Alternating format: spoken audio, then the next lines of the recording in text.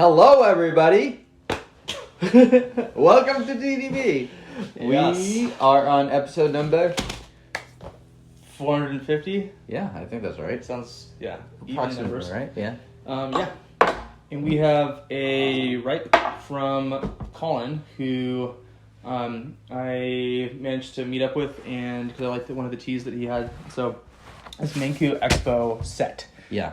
So that's an endorsement. That's a pretty strong endorsement in itself. The fact that you bought the tea. I forget what episode it'd be, like 446, something like that. Yeah. Pretty recent ripe that we brought on.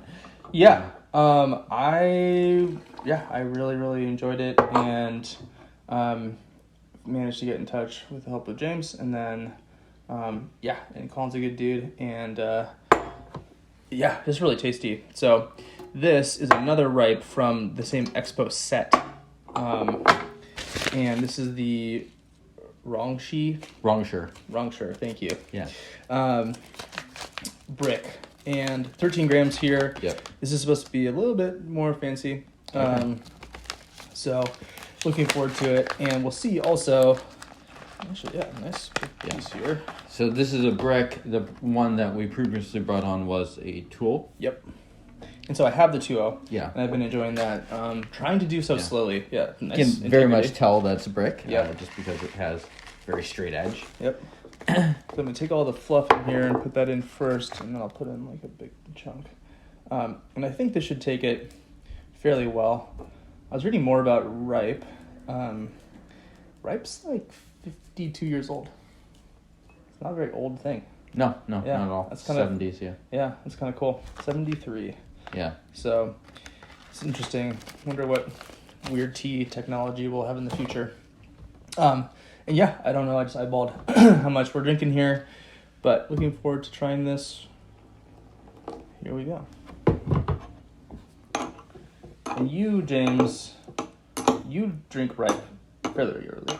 Yeah, almost every day. Certainly every weekday. It's just a very regular work brew for me. Yeah. Not because it's like a super interesting tea necessarily, but because it's smooth, it's easy to go down. It just fits kind of what I'm looking for as far as like a tea to drink in the morning and maybe not think too much about. Enjoy. A utility.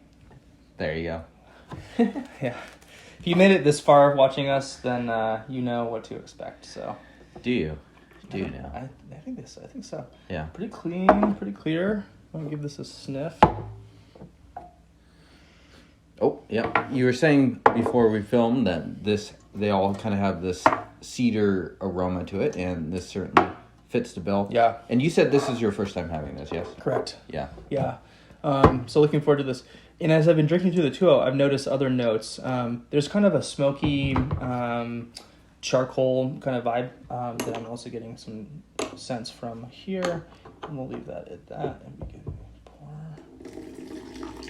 And nice, clean, really clear looking liqueur for the most part. Smells great. Yeah. And Denny, because you ended up buying the tool, I assume you've had it, right? Oh, yeah. Yeah. And how has it been? Has it been lived up to the hype of that one session? Definitely. And I've also just like gone back to my bottom of the barrel like daily drinker ripes, and I'm like, oh man, this is not as interesting. Yeah, it's too bad. It's really good. I really enjoyed it. I don't know why. It's not. I will say it's not like the most fancy ripe. It really isn't. I just really like the flavor profile. Right. And I think it's kind of unique for ripes. So here we go. Cheer out. Cheerio. I should have waited for it. Maximum damage achieved. Yeah. Max roll. Yeah.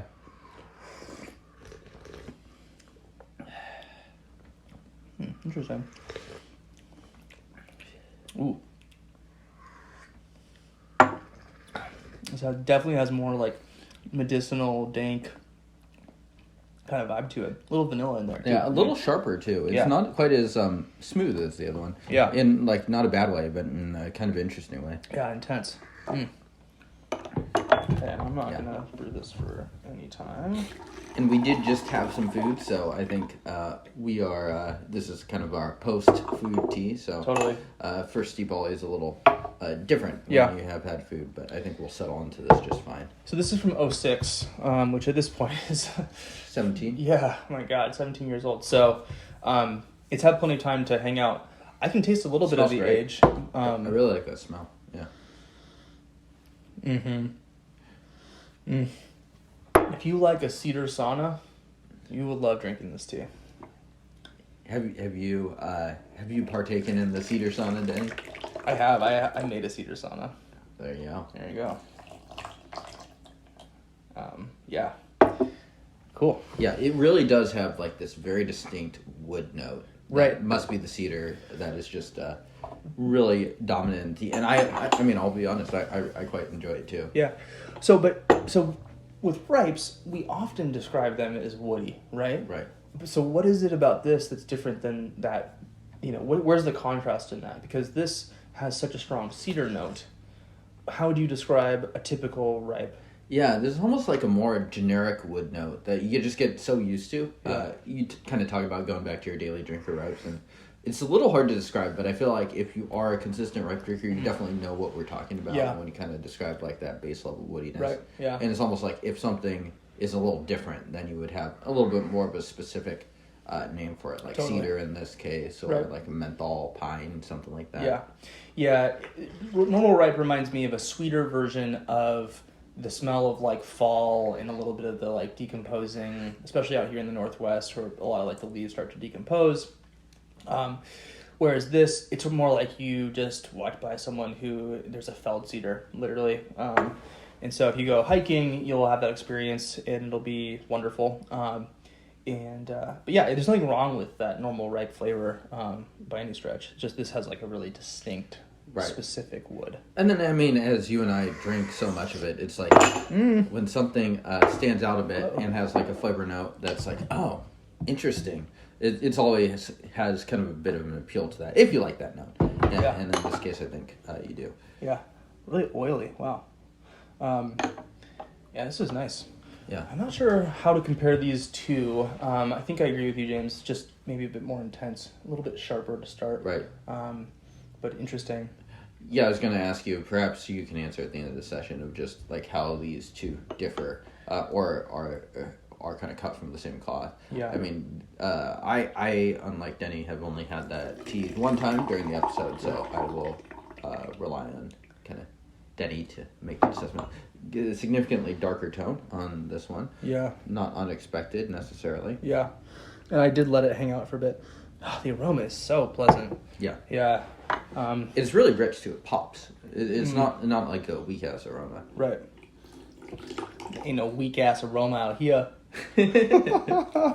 Oh God. Canceled. Yeah, I know. Yeah. If we were more popular, we definitely. Yeah. Well, that would have happened a long time ago. Yeah, I know. Let's be real. Yeah. Salud.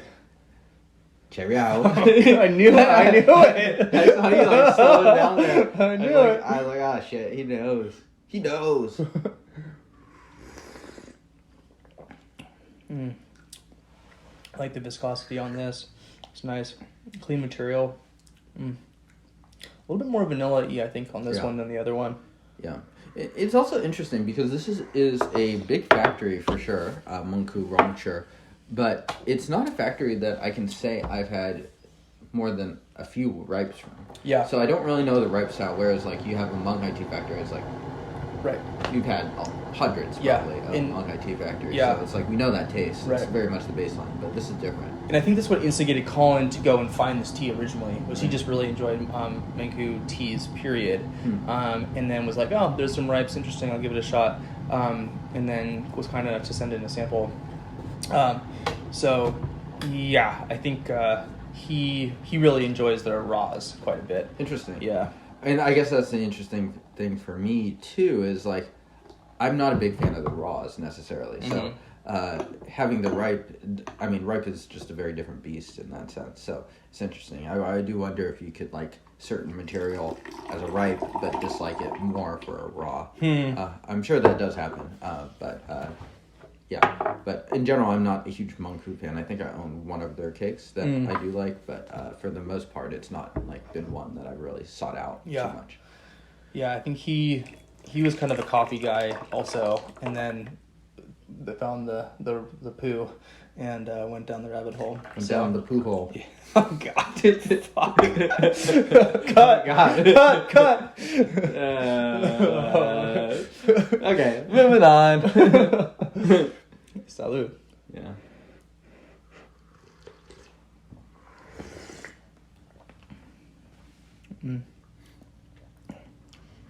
Getting a bit sweeter, getting a bit more classic ripe notes from this. A hint of cherry. Yeah. Little hint of vanilla. A kind of medicinal flavor for me has worn off a little bit. For sure. I think it was strongest on the initial steep too.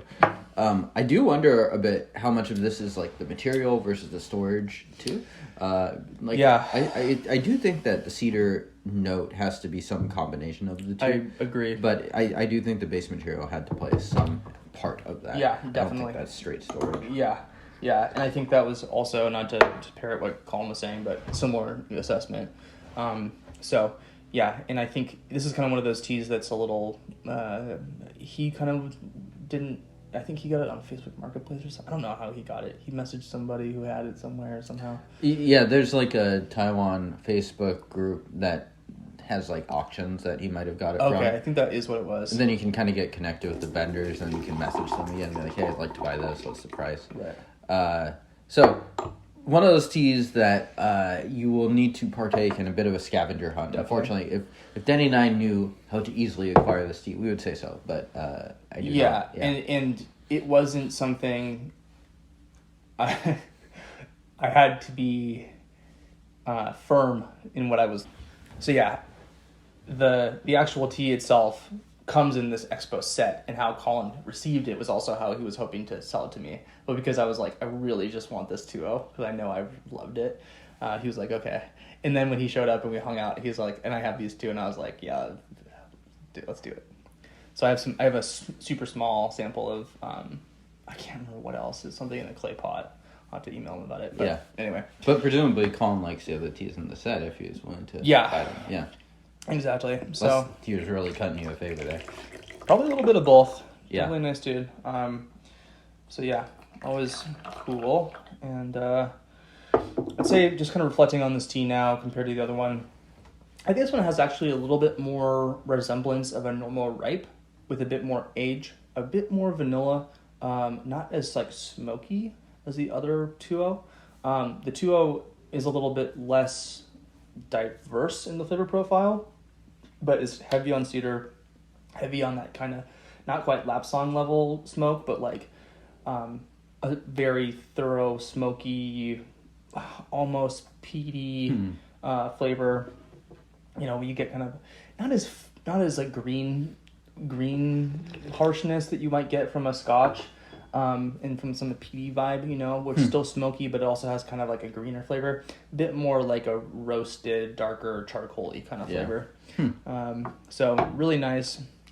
Yeah. And this is a bit more, I'd say, delicate, frankly, although delicate in the flavor, the flavors that are here, although quite intense, I think, to start. Yeah. I mean, and give me the 23andMe. Are these like siblings? Are these cousins? Or is it like a second cousin? Or is it which one's the black sheep of the family? Yeah, no, they're very similar, I'd say, frankly. So siblings, maybe? Yeah, Okay. Yeah. You know, I'm probably not, good enough of a drinker to give a really thorough distinction between the two of them beyond what I just said. But yeah, I don't know. Scavenge hunt for this online. Yeah. Sounds like you'd recommend both. So definitely. It's not like the tea set only has one interesting tea. There's at least a couple. Yeah, absolutely. And it's, not the cheapest thing to get, but for a really yummy, really interesting tea, definitely good. I have had to force myself not to drink it every day. Wow. Yeah. It's really good. You're going to be like buying 5 of these sets? I don't know how I can. That's the thing. Oh, yeah? I got the last one from Colin. Yeah, and I had to twist his arm about it a little bit. What? So. Wait, you mean like the last set that Colin bought was the last one? He sold me I believe he sold me his last 2 of the right. Oh, Yeah, okay. yeah. So, and I think I'd have to do the same scavenger hunt, excuse me, to find this tea Okay. as the audience would as well. So, hopefully you beat me to it. Because, yeah, it was really tasty. And, like, pretty reasonably priced, actually, all things considered, for, well, I think, the quality. Uh-huh. Yeah. Uh-huh. So, Okay. we'll drink one more sesh here. And, yeah, you know, it's fun. Ripe doesn't have nearly as much kind of crazy diversity as raw Pu'erh, but to have something like this that's a little different, or a lot different in some sense, is really nice. Yeah. I mean, it also kind of shows you the value of the age. It's like kind of ripe does tend to be treated as if it doesn't age as much, which Sure. I do think is true in general. Reasonable. But age can add an interesting component to these teas, and I do think that this tea is what it is due to the aging that has happened here. Yeah, and, definitely. like the storage. And it's probably made it a much more interesting tea, I imagine. Yeah, I agree. So good luck finding this one online. Don't find, leave Colin alone. Yeah. or if you know where it is, comment. And Fair enough. Frankly, yeah, I would be appreciative of someone making it easier for me to pick this up. And yeah, really quite a beautiful dark tea. Cheers. Cheerio. Cheerio. Yeah. Yeah, it's just... yeah, there's like that hint of that smoky thing on this, but not nearly as strong as the tuo. Really enjoyable. If you like the video, great. Don't do anything about it. That's it. Yeah, that's it. Cheerio, guys. Deal with it. Yeah. We actually have a couple special episodes coming up soon. We will be releasing our 10-year anniversary TDB video, which knowing us, I think we overshot the 10-year anniversary, and it's more like 10 year and 30 weeks. Yes. But we will do that with some very nice tea, and I think we'll also be doing a dim sum tea episode too. That's probably long overdue. It's been an idea of mine for a long time now, but I think we're going to actually do it. So, sounds delicious. We will see you guys then. peace. Deuces.